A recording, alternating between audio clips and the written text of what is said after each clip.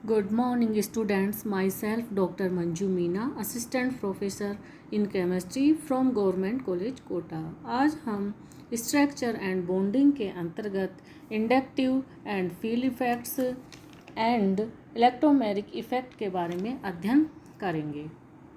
First, inductive and field effects, प्रेरण एवं क्षेत्रीय प्रभाव। जैसा कि हम सभी जानते हैं कि कार्बन परमाणु की श्रृंखला में किसी ऋण विद्युतीय परमाणु के आ जाने से बंध में ध्रुवण उत्पन्न हो जाता है, जो श्रृंखला के अन्य सिग्मा इलेक्ट्रॉनों को स्थायी रूप से विस्थापित कर देता है। इसे हम प्रेरण प्रभाव या इंडक्टिव इफेक्ट कहते हैं। उदाहरण के लिए, माना एक कार्बन परमाणु श्रृंखला के अंत में क्लोरीन परमाणु जुड़ा हुआ है। हम जानते हैं कि क्लोरीन की विद्युत ऋणता कार्बन से अधिक होती है, अतः C1 कार्बन जो कि क्लोरीन के नज़दीक उपस्थित है, उनके मध्य का इलेक्ट्रॉन युग्म क्लोरीन की ओर विस्थापित रहेगा। फलस्वरूप क्लोरीन पर आंशिक रूप से ऋणावेश आ जाएगा, वह C1 कार्बन परमाणु पे धनावेश आएगा। चूँकि C1 धनावेशित या इलेक्ट्रॉन न्यून हो गया है, अतः यह C1 C2 के बंद इलेक्ट्रॉनों को अपनी ओर आकर्षित करेगा। फलस्वरूप यह बंद भी युग्म भी विस्थापित हो जाएगा और C2 पर भी हल्का सा धनावेश आ जाएगा। इस प्रकार की प्रक्रिया श्रेणी के अंत तक जारी रहेगी और पूरी श्रेणी में स्थायी रूप से इलेक्ट्रॉन का विस्थापन हो जाएगा। इसे हम निम्न प्रकार से प्रदर्शित कर सकते हैं। इलेक्ट्रॉन के आकर्षित एवं प्रतिकर्षित करने के आधार पर प्रेरणिक प्रभाव दो प्रकार का होता है। फर्स्ट, -I प्रभाव। हम जानते हैं कि आपेक्षिक प्रेरण प्रभाव को मापने के लिए हम मेथेन अणु में हाइड्रोजन के प्रेरण प्रभाव को आदर्श या इकाई मानते हुए यह देखते हैं कि किसी अन्य समूह का प्रभाव कैसा है। यदि किसी समूह में इलेक्ट्रॉन को आकर्षित करने की शक्ति हाइड्रोजन से अधिक है, अर्थात वह हाइड्रोजन से अधिक ऋण विद्युतीय है, तो उस समूह का प्रभाव -I प्रभाव कहा जाएगा। कुछ समूहों का -I प्रभाव घटते हुए क्रम में निम्न प्रकार से दर्शाया गया है। इसमें ट्राईएल्किन अमोनियम आयन सबसे अधिक -I प्रभाव दर्शाता है, जबकि OH सबसे कम -I प्रभाव दर्शा रहा है। +I प्रभाव, यदि किसी समूह में इलेक्ट्रॉन आकर्षित करने की अर्थात इलेक्ट्रॉन देने की शक्ति हाइड्रोजन से अधिक हो, उसे हम +I प्रभाव कहते हैं।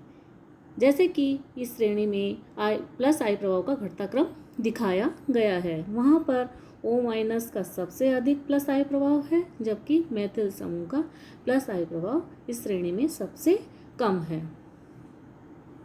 प्रेरणिक प्रभाव के अनुप्रयोग। फर्स्ट है एल्किल कार्बोकैटायन का स्थायित्व। एल्किल कार्बोकैटायन का स्थायित्व इन्वर्सली प्रोपोर्शनल टू एल्किल समूह पर -I प्रभाव, डायरेक्टली प्रोपोर्शनल टू एल्किल समूह का +I प्रभाव। अतः टर्सरी कार्बोकैटायन का स्थायित्व सबसे अधिक होगा, उससे कम सेकेंडरी कार्बोकैटायन का, उससे कम प्राइमरी कार्बोकैटायन का और सबसे कम मेथिल कार्बोकैटायन का स्थायित्व होगा। एल्किल कार्बेनाइन का स्थायित्व।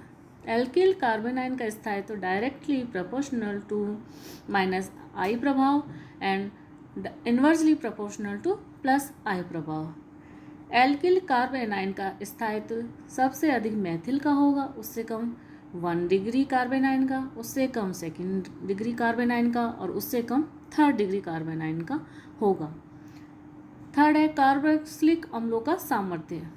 कार्बोक्सिलिक अम्लों का सामर्थ्य डायरेक्टली प्रोपोर्शनल टू -I प्रभाव and inversely proportional to +I प्रभाव। जैसा कि हम यहाँ देख रहे हैं कि इस उदाहरण के अंदर यहाँ पर +I प्रभाव का प्लस आई प्रभाव का घटता क्रम दिखाया गया है। तो जैसे जैसे प्लस आई प्रभाव घटता जाएगा वैसे वैसे अम्ल सामर्थ्य का प्रभाव बढ़ता जाएगा। इसी कारण से फॉर्मिक अम्ल सबसे अधिक एसिडिक होगा तुलनात्मक रूप से इसकी तुलना में।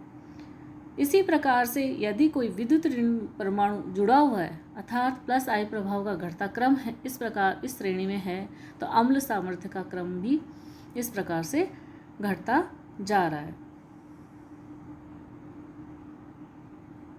यहाँ पर फ्लोरीन की विद्युत ऋणता क्लोरीन से अधिक है और क्लोरीन की ब्रोमीन से अधिक है और ब्रोमीन की आयोडीन से अधिक है। इस कारण से कार्बन के इलेक्ट्रॉन को वो अधिक तीव्रता से खींचेगा। इसी कारण से O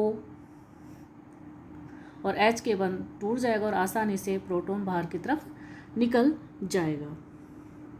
क्षारों की सामर्थ्य directly proportional to plus I प्रभाव।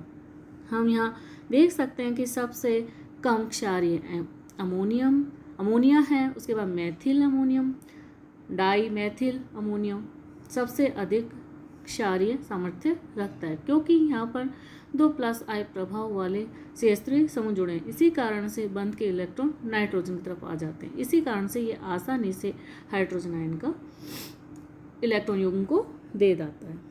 एल्कोहलों की अम्लता directly proportional to plus I प्रभाव अर्थात जितना अधिक प्लस आई प्रभाव होगा उतना ही एल्कोहल की अम्लता बढ़ती जाएगी। यहाँ हम देख सकते हैं कि यहाँ 3 एल्किल समूह है, यहाँ 2 हैं, यहाँ पर 1 एल्किल समूह है। अतः एल्किल समूह का इस प्रकार से अम्लता घट रही है। कार्बोनिल समूह की क्रियाशीलता नाभिक स्नेही योगात्मक अभिक्रिया की क्रियाशीलता directly proportional to minus I प्रभाव and inversely proportional to plus I प्रभाव। यहाँ की हम देख रहे हैं कि प्लस आई प्रभाव बढ़ता जा रहा है, इसी कारण से क्रियाशीलता घटती जा रही है। सेकंड है इलेक्ट्रोमेरिक इफेक्ट या इलेक्ट्रोमेरिक इफेक्ट। कार्बनिक अभिक्रियाओं में दूसरा महत्वपूर्ण प्रभाव होता है इलेक्ट्रोमेरिक प्रभाव। इलेक्ट्रोमेरिक प्रभाव क्या होता है? इसमें किसी अभिकर्म की उपस्थिति में अस्थायी व पूर्ण रूप से पाई इलेक्ट्रॉन युक्त विस्थापित हो जाते हैं। इसी को हम इलेक्ट्रोमेरिक प्रभाव कहते हैं। जैसा कि हम यहाँ देख रहे हैं कि कार्बन और ऑक्सीजन में ऑक्सीजन की विद्युत ऋणता कार्बन से अधिक होने के कारण इलेक्ट्रॉन ऑक्सीजन की तरफ आ जाते हैं और इस प्रकार से कार्बन पे प्लस आवेश आ जाता है और ऑक्सीजन पे माइनस आवेश आ जाता है एक पाई बंध के टूटने पर। यह प्रभाव नाभिक स्नेही योगात्मक अभिक्रियाओं में अभिक्रिया इसी प्रभाव के कारण होती है क्योंकि यहाँ पर कार्बन परमाणु के पाई इलेक्ट्रॉन युग्म का स्थानांतरण होता है। जैसा कि यहाँ C�BN है तो एक पाई बंध के इलेक्ट्रॉन युग्म नाइट्रोजन की तरफ आ जाता है। इसी कारण से कार्बन प्लस आवेश और नाइट्रोजन पे माइनस आवेश आ जाता है। यहाँ पर भी प्लस आई प्रभाव के कारण बंध के इलेक्ट्रॉन CH से CH2 की तरफ टूटेगा। यहाँ पर चूंकि कार्बन के नज़दीक क्लोरीन अर्थात कार्बन से अधिक ऋण विद्युतीय परमाणु जुड़ा हुआ है अतः बंध के इलेक्ट्रॉन CH2 से CH की तरफ जाएंगे। Thank you.